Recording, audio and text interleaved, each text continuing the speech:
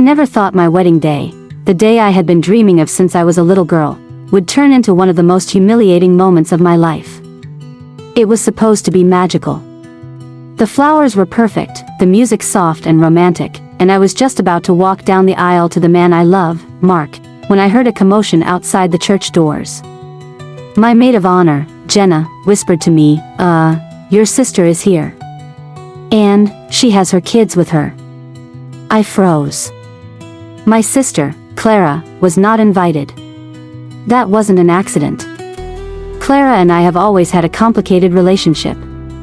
She's 5 years older than me and has always been the wild one. Dropped out of college.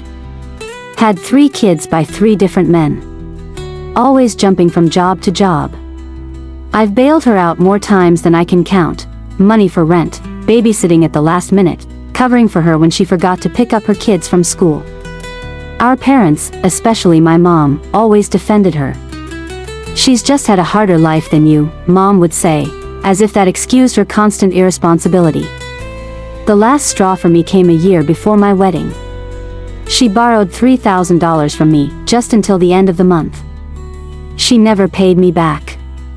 In fact, she stopped answering my calls until she needed something again. So when Mark and I started planning our wedding, I decided to invite only people who truly supported us.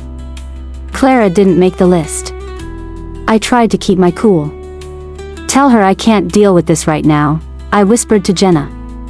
But before Jenna could even move, Clara pushed through the church doors, wearing sweatpants, hair a mess, looking like she had just rolled out of bed. Her 3 kids, 7, 5, and 3, were clinging to her. Without even saying hello, she walked straight up to me.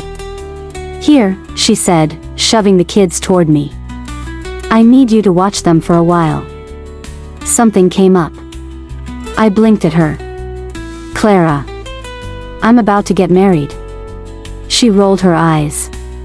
Yeah, well, I don't have anyone else, and I can't deal with them right now. You'll be fine. You've always been good with kids. I felt every guest's eyes on us.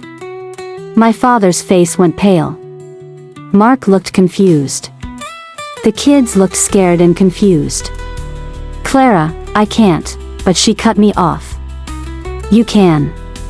You just don't want to. God, you've always been so selfish.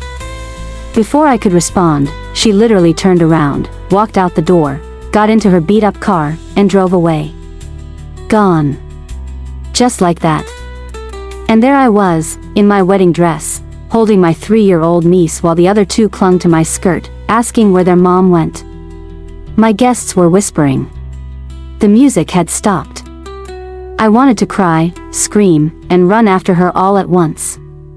Mark came over and whispered, "What do you want to do?" I took a deep breath.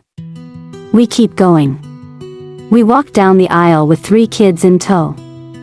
My 3-year-old niece wouldn't let go of me, so she ended up in my arms for most of the ceremony. My vows were interrupted twice by a crying toddler and once by my 7-year-old nephew loudly asking if there was cake yet. Guests were trying not to laugh, but I could feel my dream wedding slipping away. At the reception, the kids ran wild. The 5-year-old spilled juice on my dress. The 7-year-old knocked over a centerpiece. The toddler cried for her mom the entire time. My maid of honor and a couple of friends tried to help, but it was chaos. I couldn't enjoy a single moment. Clara didn't call or text me that night. Or the next day. On day 2, I finally got a call, not from Clara, but from my mom. She said you refused to take her kids when she really needed you, Mom scolded. Do you know how heartless that is? She's your sister. I almost dropped my phone. MOM. She abandoned them at my wedding. Without warning. I didn't even know where she was. Well, she had an emergency, Mom replied. What kind of emergency? She didn't tell me. But family steps up when needed. You've always been so judgmental toward her. I hung up before I said something I'd regret.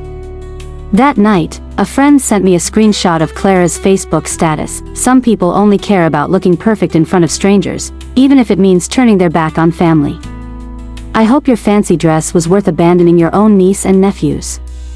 The comments section was full of her friends agreeing with her. Some even called me cold and selfish. Meanwhile, Clara still hadn't come back for her kids. She finally showed up 4 days later, acting like nothing happened. No apology. No explanation.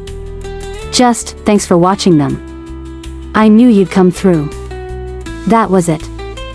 I told her flat out, don't ever pull something like this again. If you abandon your kids with me without warning, I will call child services. She stared at me like I had slapped her. Wow. So you're one of those people. Fine. Don't expect me to be there for you when you need me. I laughed. You've never been there for me, Clara. Half my family is on her side. They say I should have stepped up, and it's just one day. They completely ignore the fact that she ruined my wedding and used me as free childcare. The other half, including Mark, think I did the right thing by drawing a boundary. I haven't spoken to Clara in 2 months. But I keep thinking about those kids. None of this is their fault. They didn't ask for an irresponsible mother. And part of me worries that the next time she pulls something like this, it won't be at a wedding, it'll be in the middle of the night, or worse, in a dangerous situation.